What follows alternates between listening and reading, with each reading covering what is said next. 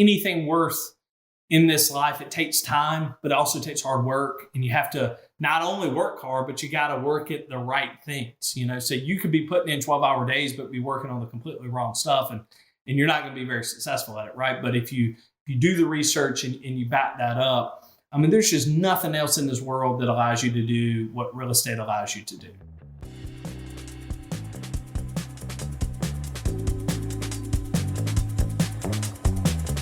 Welcome to The Path to Wealth, the show about well-being, fulfillment, and financial freedom. And I'm your host, Hennche. Welcome to The Path to Wealth. I'm your host, Hennche. Today we have Stephen Andrews, a real estate investor, business coach, and author of the best-selling book, The New American Dream, a simple roadmap to purchasing investment properties. He founded SOAR X Consulting to offer expert real estate advice. Stephen started with no money and a negative net worth. But within 9 years, he went from buying properties to supplement his income to pursuing real estate full-time. He now owns and manages hundreds of properties through Realty Management Group. His mission is to help others achieve their real estate goals. Thank you so much for joining us on the show, Stephen. Thank you so much for having me. Of course. So let's start where it all started for you, with a credit card and a dream to buy real estate. Maybe you can tell us a little bit more about how that went down for you.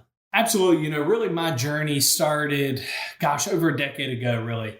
My parents instilled values of what being a business owner is really about, and what an entrepreneur spirit really is at a very young age. But fast forward to when I got to High Point University, I took a real estate class my senior year in college, and I fell in love with real estate. We did a group project where you had to virtually buy through a simulation an investment property, an apartment complex in Chicago, and make it profitable the first year. And so I knew I wanted to get into real estate, but just way too afraid to get into it, right? So fast forward another few years, I met my mentor named Joel, and he gave me the encouragement that, you don't need to be well connected and have a ton of money to get into real estate. You just got to take that leap of faith. And for me, I was $75,000 in debt. I made a great investment as a 22-year-old and bought a brand new car that didn't appreciate over time, right? It depreciated, and I don't have that car anymore. But I was only making $45,000 a year. So I didn't have a ton of money left over really at the end of the day. And I knew I wanted to get into real estate, but I had to be creative. And so luckily for me, I had a credit card that allowed you to get a cash advance off of. Now, don't get me wrong. A decade ago, that credit card was 7% interest, which a lot of people would take 7% interest right now with the way everything is currently going. But that same credit card's in the 30% range nowadays. So it's a little bit different, but there's other ways you can utilize the same strategy I did back then to get into real estate now.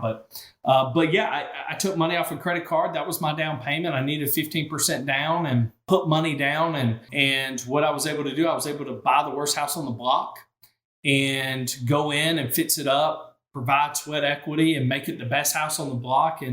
And then I took it back to the bank and refinanced it. And so I pulled my sweat equity back out. I didn't 100% cash out. I still wanted it to have good equity in it and still cash flow good.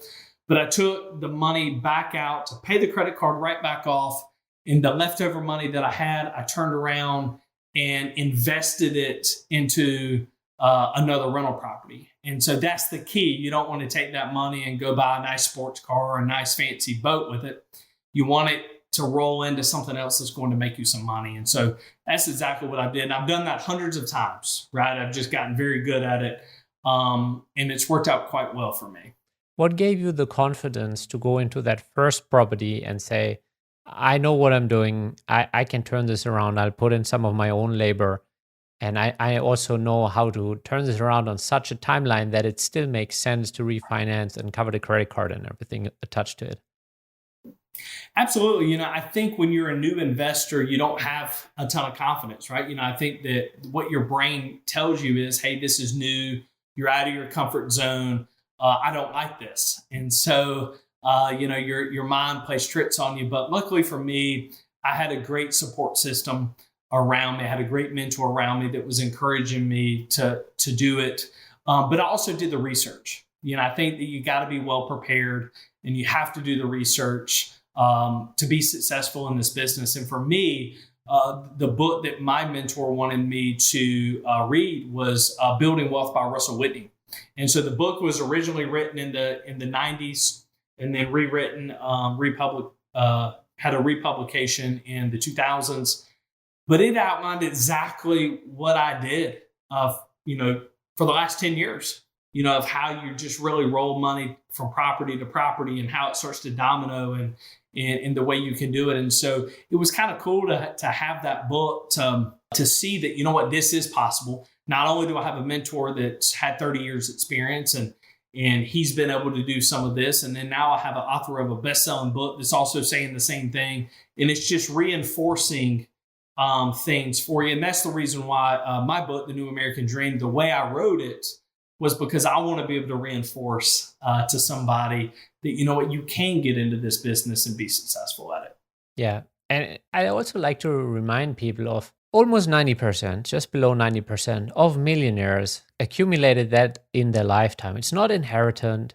It's like figuring it out. It's learning from people that have been there, done that. And real estate has probably provided more people with that kind of wealth than most other asset classes so far. That's right. And see, this is the one good thing about real estate.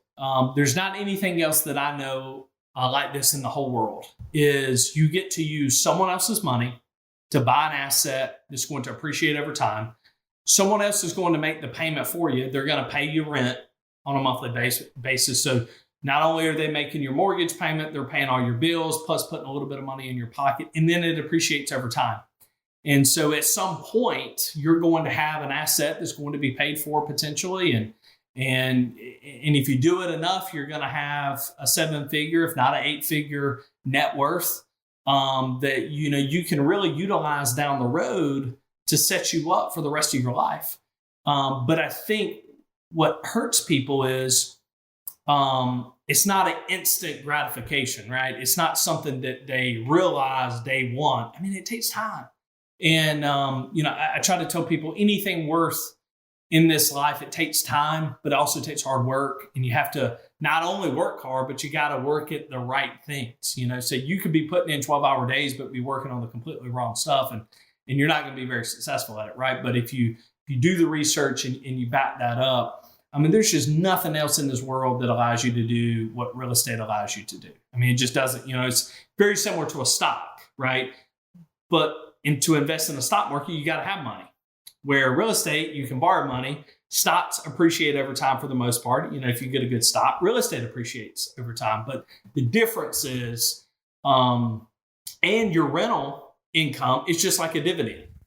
The difference is, one, you need money to invest in, like a stock. Real estate, you can borrow the money to actually invest in, which is the great part. The interesting thing is banks don't even loan you money to buy their own stock, but they give you money to buy real estate. That tells you it all. Yep. It's very interesting, right? When you really think about, get down to the nitty gritty of it, a lot of it doesn't make any sense. You would think that the bank would want you to invest money into them, but it's the loan you money to real estate to buy real estate. So you might as well take advantage of that. Yeah.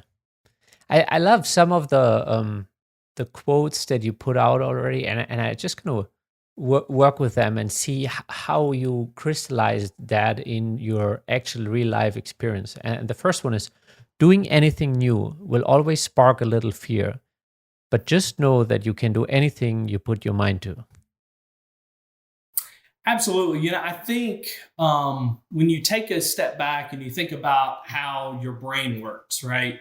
The brain loves you to stay in a comfort zone where you do the same things over and over again and you don't try anything new. But I promise you, if you do that, you're not ever going to reach your full potential, or there's going to be things you miss out on life. And so, I think anything worth in life, you got to get out of your comfort zone. And some of the best blessings that certainly have been in my own life is when I get out of my comfort zone, because I try something new. And I wouldn't be where I'm at today if I didn't do that.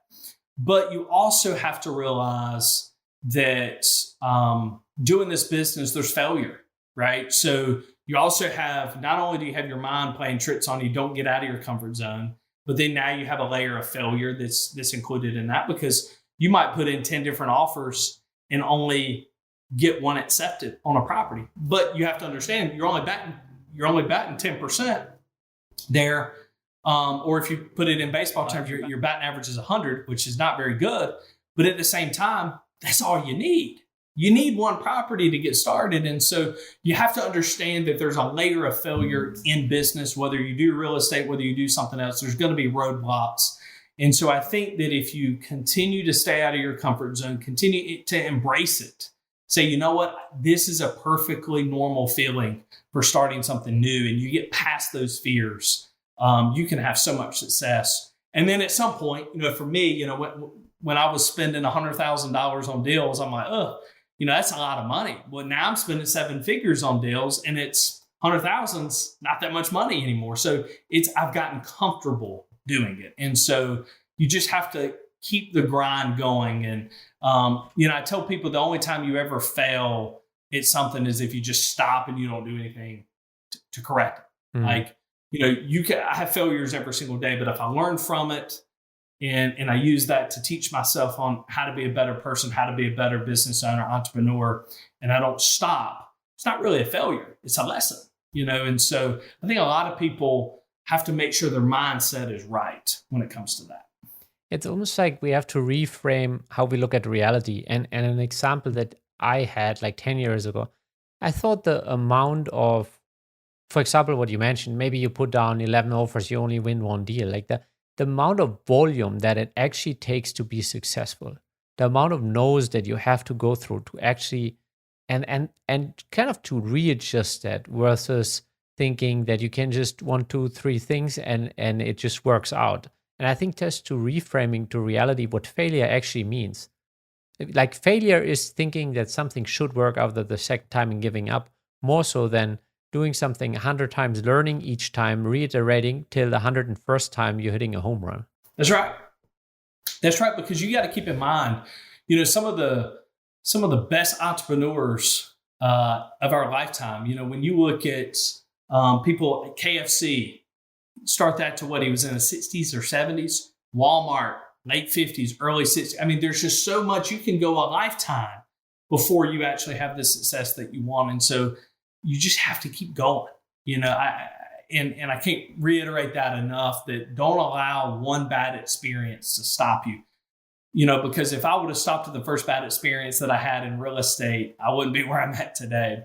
But it's one of those things where you learn from it, and then you might not have that experience happen again, but you might have something else, but you continue to learn. It's just a learning cycle. Continue to be a student of the trade, and you'll have some great success doing it. Yeah, and this is where the second one ties in quite well. The difference between someone being successful and someone being unsuccessful is how they handle fear. That's right. Fear and failure, right? Because whether it's your personal life, real estate, or something else, you're gonna probably encounter some sort of fear every day and some sort of failure every day. If you're working and you're living life. And so you have to understand that you have to get past that. You have to embrace the fear. You have to embrace the failure.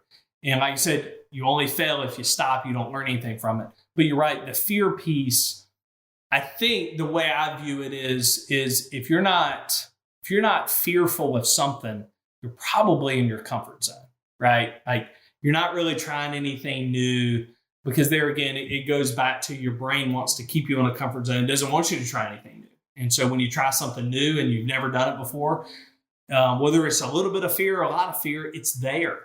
And so I think a lot of people don't understand this. They get on social media and they see all of these people being successful. And they're like, you know what? They don't feel what I feel. But I think that is just wrong, right? I have fear every day, depending on what it is. And so even successful people have fear. And so I think when people are just starting out in real estate, they get the fear. They're like, this doesn't feel very good. That person doesn't look like they have any fear. So maybe I'm just doing this wrong. Maybe I don't need to do it. Maybe I'm not cut out for it. But most people can hide fear pretty good, So don't let what someone else is doing or the lack of the fear that they're showing stop you from actually going after what you want in life. Yeah. I think it's actually like success is so much more a mental game than anything else. Like the how to that can be figured out. But if you get stuck in your own fear, like it's a dead game.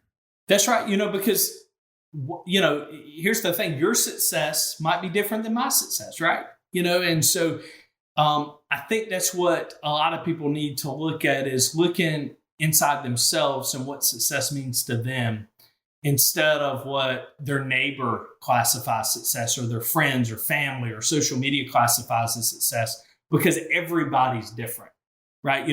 There's going to be some people that feel like having a successful real estate career is owning 5 properties, because that's all they want. And then some people that might have 100 properties might say, success for me, I want 150. So it's all relative to what you actually want to make out of life and what you want out of life. And so I always tell people, go after what you want. Don't go after what the world tells you want, right? Because there is a huge difference between both of those. Mm-hmm. All it takes is taking an educated step out of your comfort zone. It took me a while to take that step. Why did it take you a while? Fear, fear and lack of courage. For me, I didn't have a ton of experience. I didn't have any other than my class that I took at High Point. I was already $75,000 in debt. Do I really want to go in debt anymore? I was only making $45,000 a year. So what if my tenant doesn't pay their rent? Can I float this property? And what if they tear it up? Can I take care of the repairs? What if I had to evict and it took me 2 or 3 months to get them out? Can I float this payment that long? There's just so many of those small fears or practical fears that you would have in business that are all numbers driven. And then I think there's a part for me, there was 2 different things that I thought you had to have to get into real estate. I thought you had to be well connected, and I thought you had to have money. And because when you really look at the people that have been extremely successful in real estate, right? The ones that are the billionaires, they're well connected and they have money, right? So, but the thing is, it's all about perspective. I'm not a billionaire, right? I don't need to be well connected and have that kind of money to get into real estate. And so that's why I tell people, don't compare yourself to those people, because you're not in the same position as they are. You need to figure out how to get you in this business so you don't let fear stop you. And that's the reason why it took me so long. I mean, it took me several years after leaving High Point to actually take the leap of faith. And then once I met Joel, it took me another 6 months to actually buy the property. I mean, it was just, there again, it's you having to fight your own mind that, you know what, I've done the research. I've ran the numbers. This deal's good. I know what I'm doing enough to get into this business. I've surrounded myself with people who know far more than me. And it sometimes it's a daily battle, right? That you have that conversation with your brain that, you're almost convincing yourself that you've done the right things. And as long as you've done the right things, that's great. Because at some point you're really, truly going to believe those words, and you're going to be successful at it. Yeah. There's also that component that opportunity by default has a component of risk. And that's something we have to wrap our head around, and we can mitigate the risk. Like we can try to be in a position where we know that, like, let's say we can lose 3 deals, but on the other 7, we make up for it and more. And so if we mitigate it like that, at least from a mathematical perspective, it makes sense.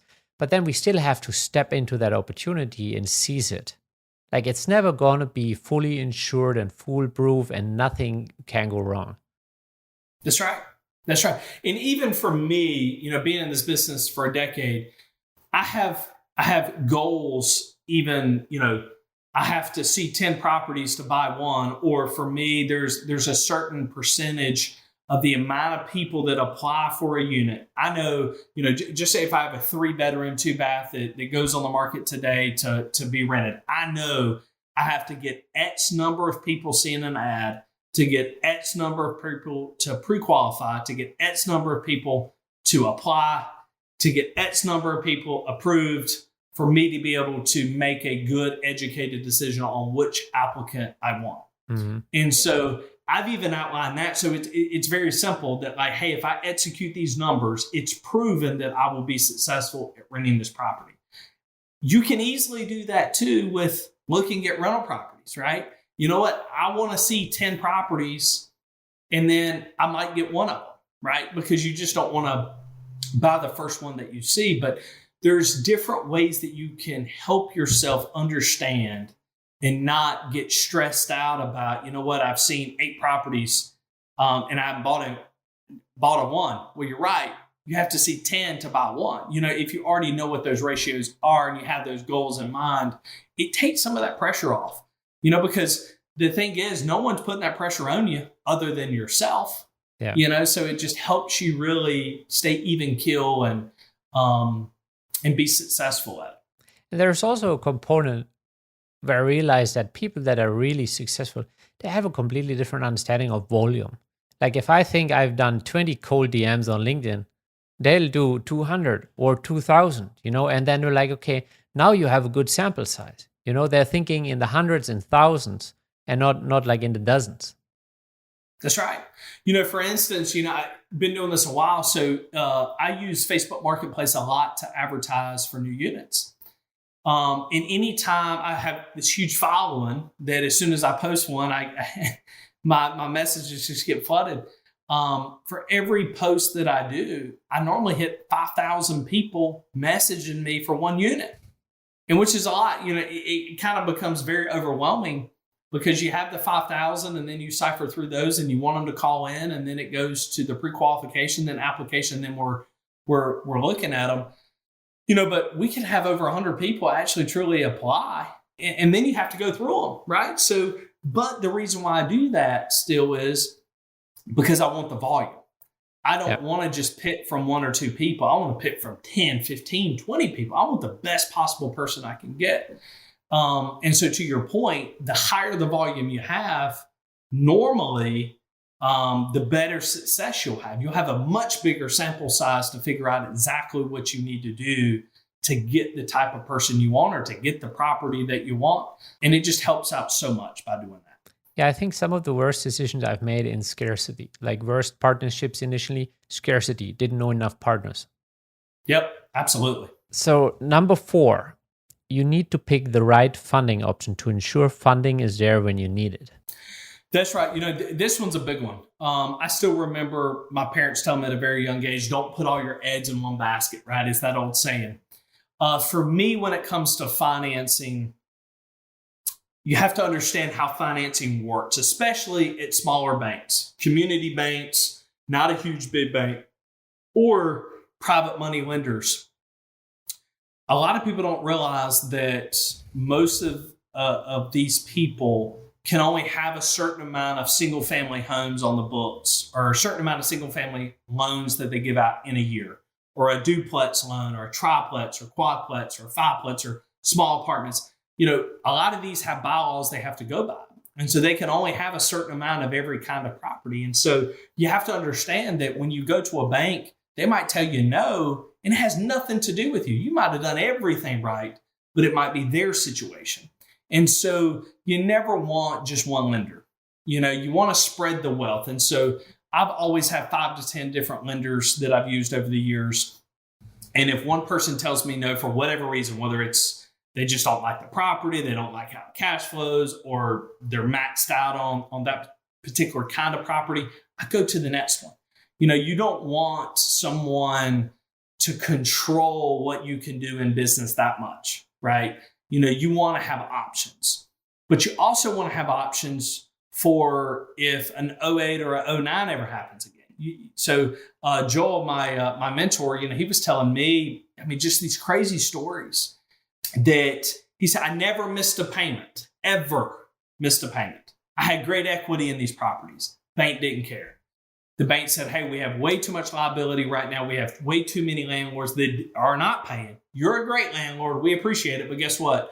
We're still calling your note because we got to get out of this mess. You know, we just got to get some of our money back. And so I'm not saying 08 or 09 is ever going to happen again, but there again, history does repeat itself, right? So at some point, we might have something very similar happen. And so you have to be prepared for those days. Very similar to COVID. Nobody ever would have imagined that this country shut down for 2 years. But there were banks during COVID that were getting a little bit antsy, like, hey, should I call notes? Should I not call notes? Even coming out of COVID, because some banks allowed you to just do interest-only payments. Some allowed you to do deferred payment. Luckily for me, we didn't have to do any of that. We were very blessed with the tenants paying rent. And if they couldn't pay, we were able to get them some sort of assistance to help pay. And so it was great for us. But if all your eggs in one basket and that one bank that's all you do business with calls your note, you have no out whatsoever. You are going to scramble. Where if you've already created relationships with other financial institutions, whether it's a hard money lender, private lender, small town bank, if one of them calls the note, you already have a great relationship with the other ones. So they know how you are as a customer. And so you could easily just take that note that's being called to another financial institution. And so they're more apt to loan it to you because you're such a good customer to them. So you just want to make sure you have that flexibility, right? And another story that I had is very early on, I had one bank that said, hey, you know what? You're growing way too fast. We don't want you to buy another property within the first year, and then we'll think about lending you money.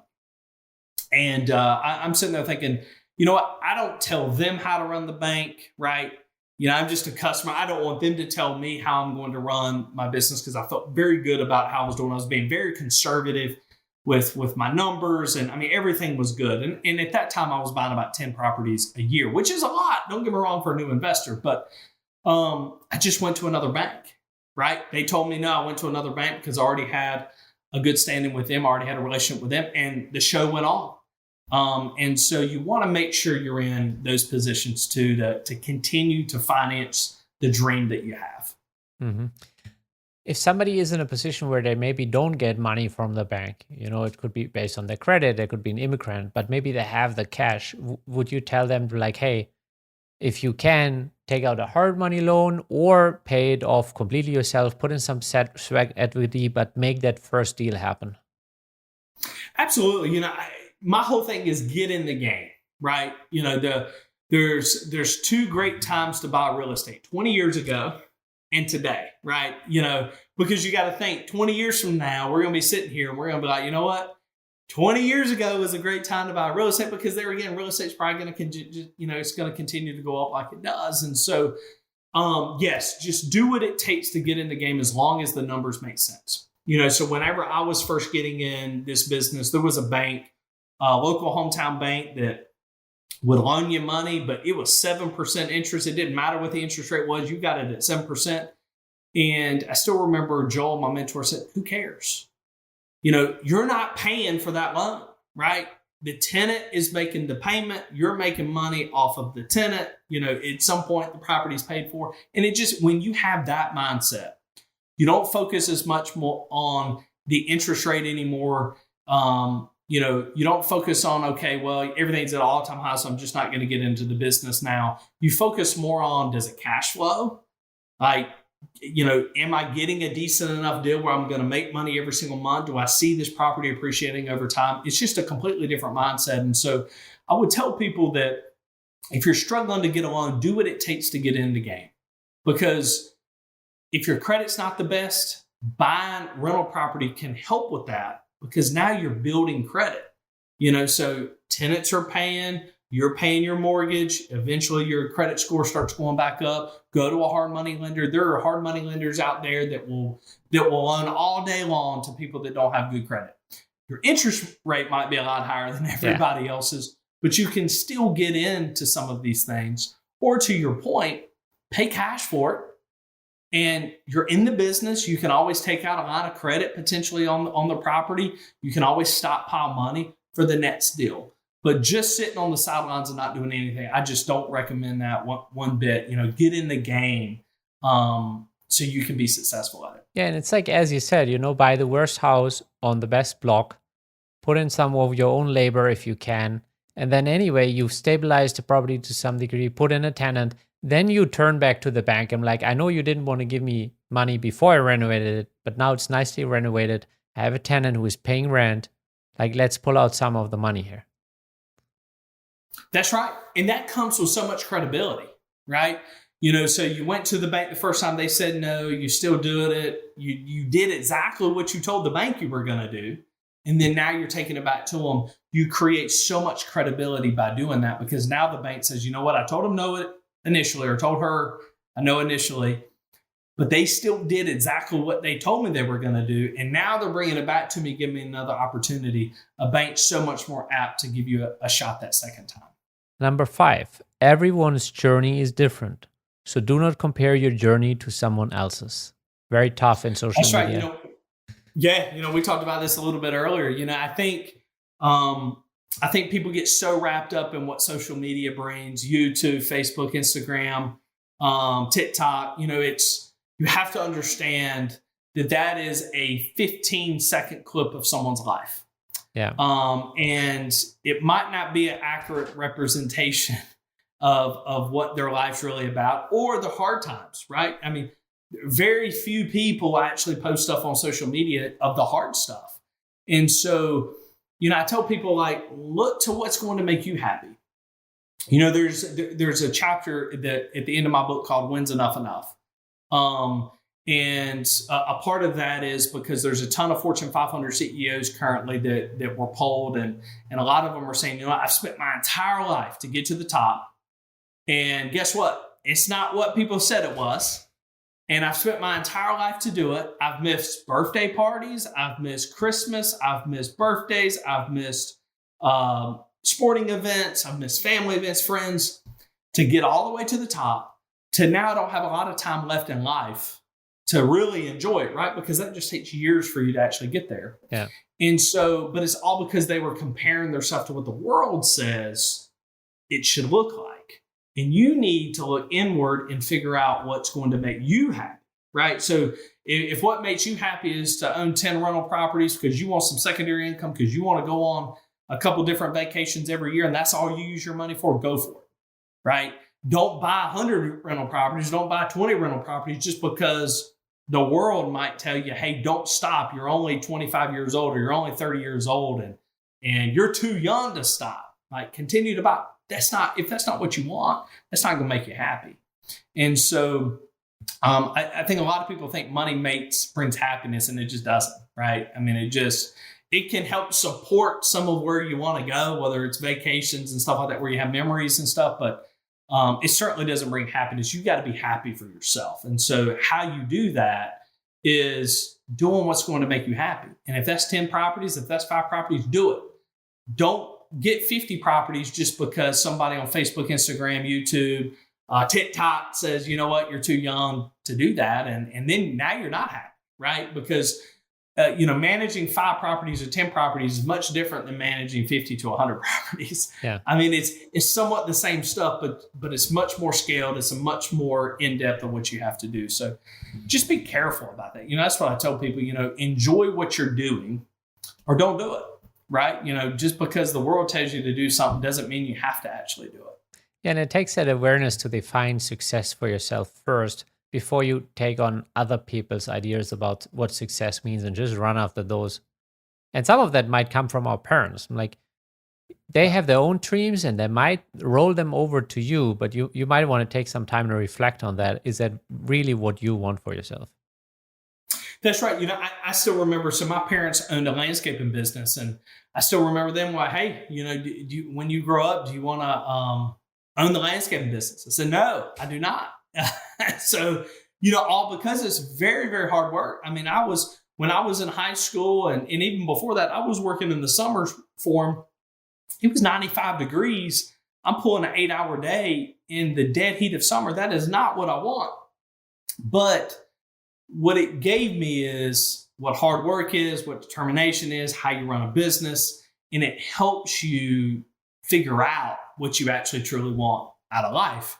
And don't be what I call a yes man or a yes woman, right?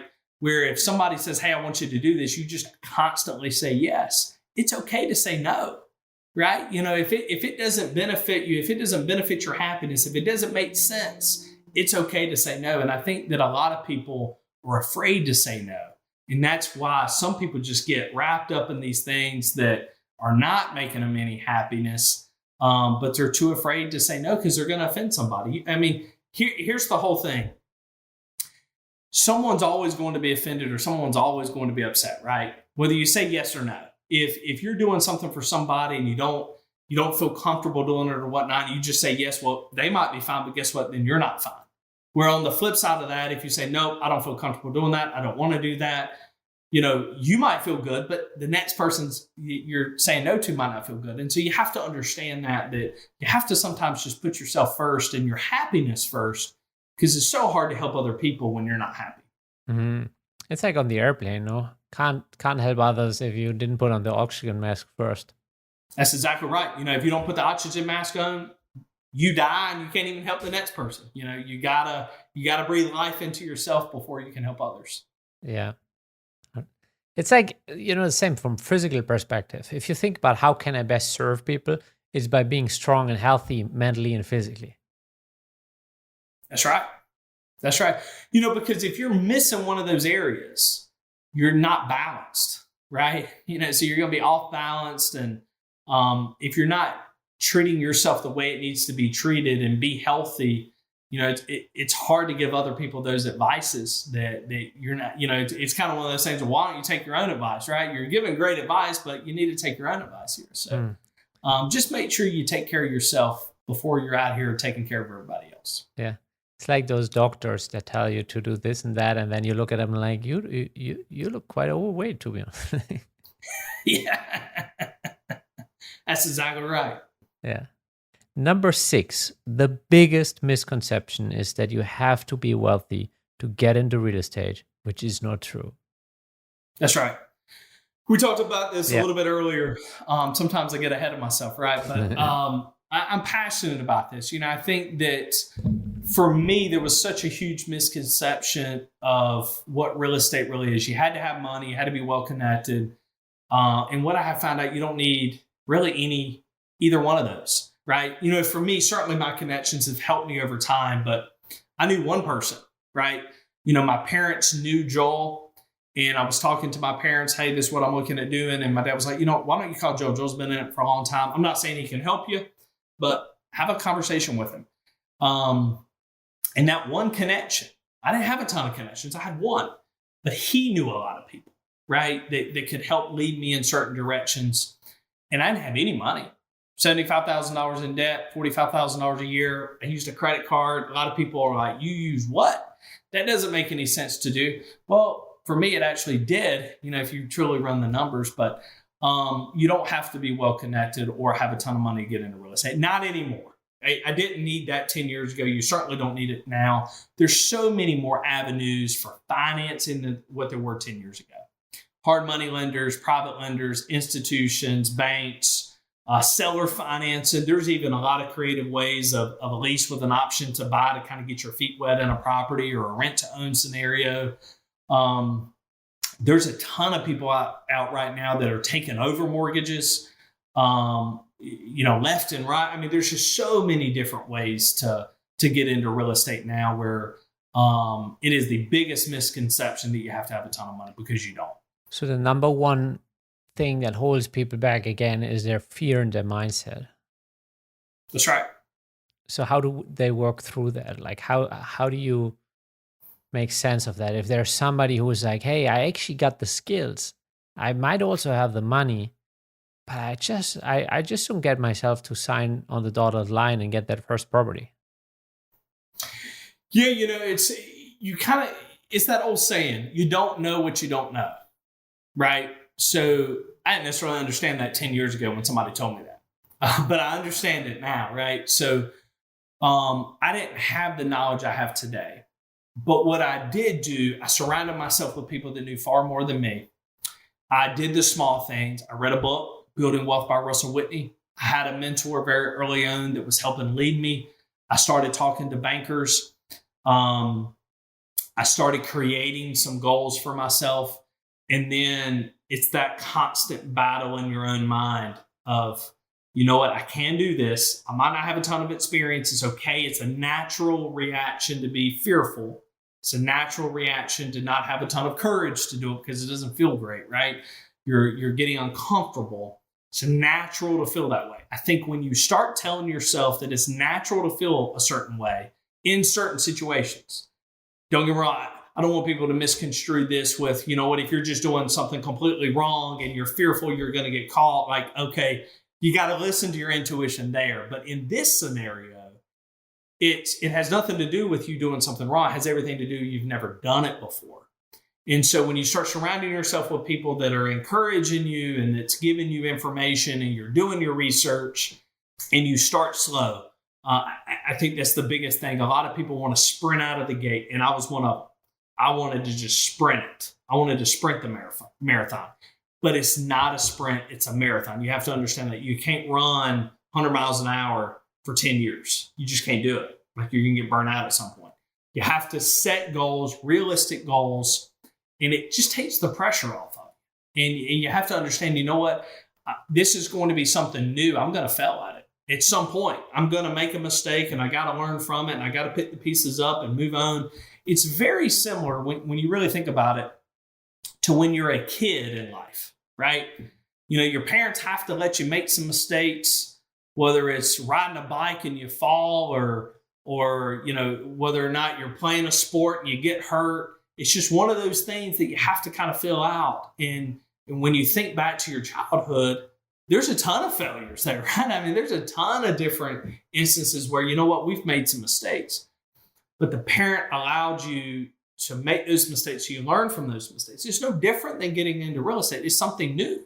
You're like a kid again, but in an adult body that is getting into real estate. And so, you know, when you start comparing things like that and you let yourself off the hook a little bit, to let yourself lean into the vulnerability, it's so much better on yourself. You know, don't create anxiety or don't create fear for yourself. You know, allow yourself to feel it, you know, because at some point you're not going to have that fear anymore if you've done it long enough. But you need to allow yourself to grow, and the only way you can grow is getting out of your comfort zone.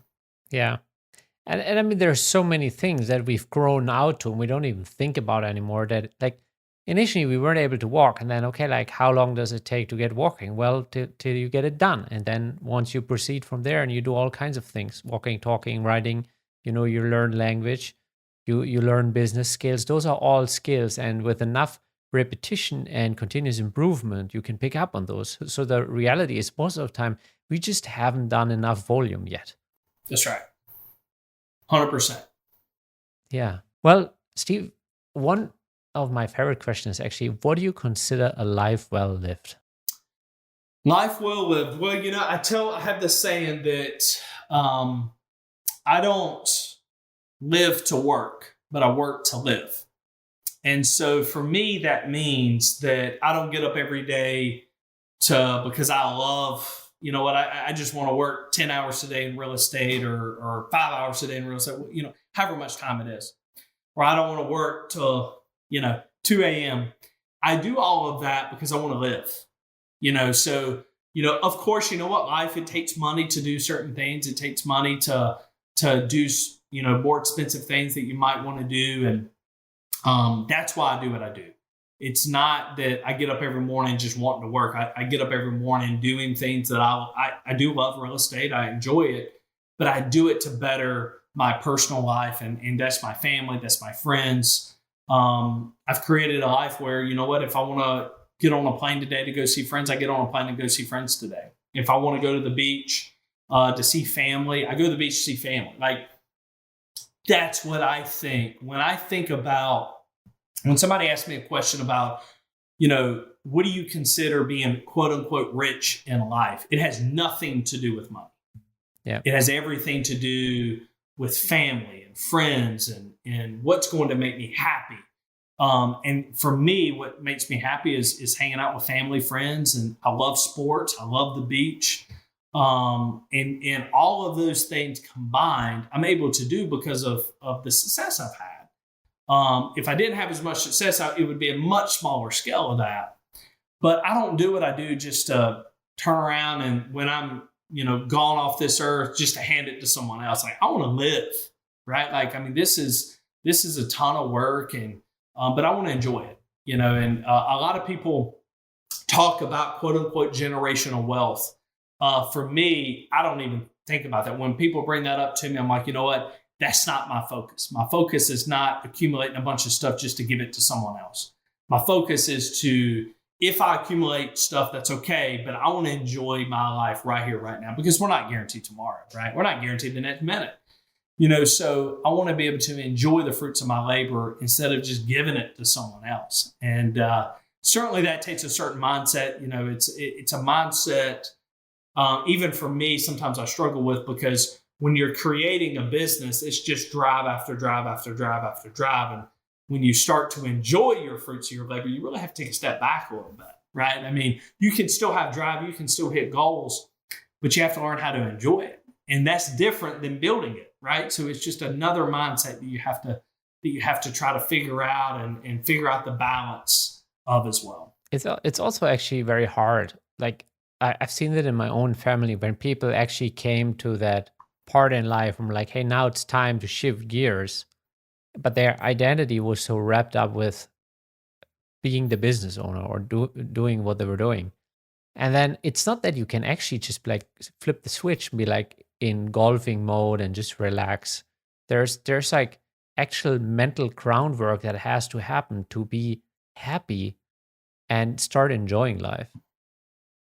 That's right. I still remember seeing an interview of Jerry Jones, the owner of Dallas Cowboys, and he's a billionaire. And the interview was like, you know what? How do you feel about life? How do you enjoy it? He said, I'm scared half to death. I'm scared I'm going to lose everything that I've built. And that really speaks to me too, that your mind plays a few games on you, right? Like I've had to do certain things every single day for the last 10 years to get me to where I'm at. But if I wanted to say, you know what, I've had enough, I don't want to, grow anymore, I just want to enjoy what I have. You're right. Completely different mindset now, because you don't have to do some of the things you've done over the last 10 years to continue to grow. You got to do different things to maintain what you have, but also be able to enjoy life. And that is a completely mind shift change. And it's not something that's going to happen overnight, because you didn't get to where you're at overnight, right? Yeah.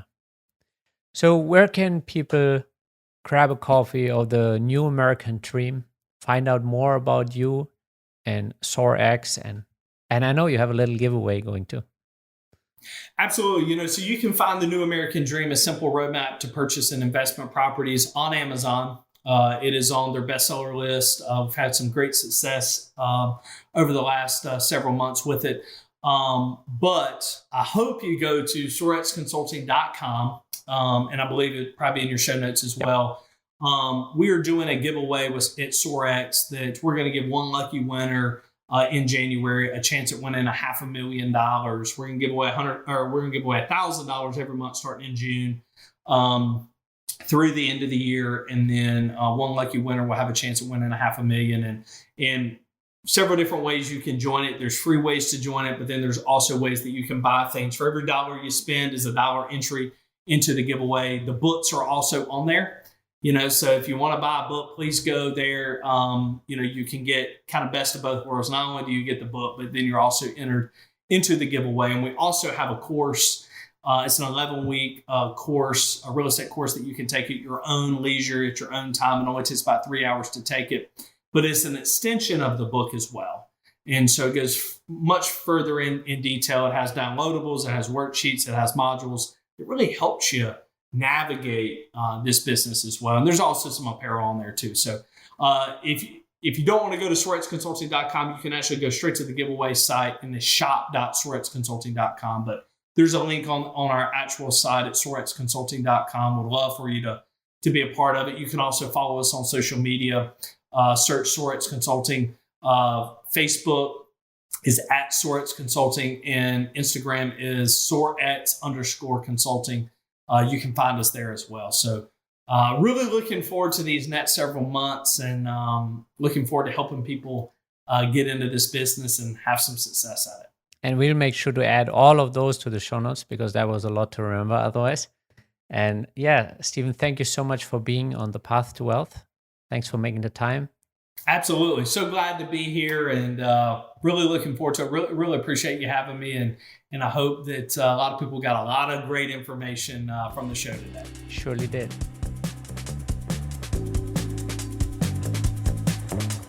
Thank you for joining us at the Path to Wealth. We hope you enjoyed today's episode. Check out our upcoming guests and be sure to share it with all your friends and family that want to take their life to the next level of wealth.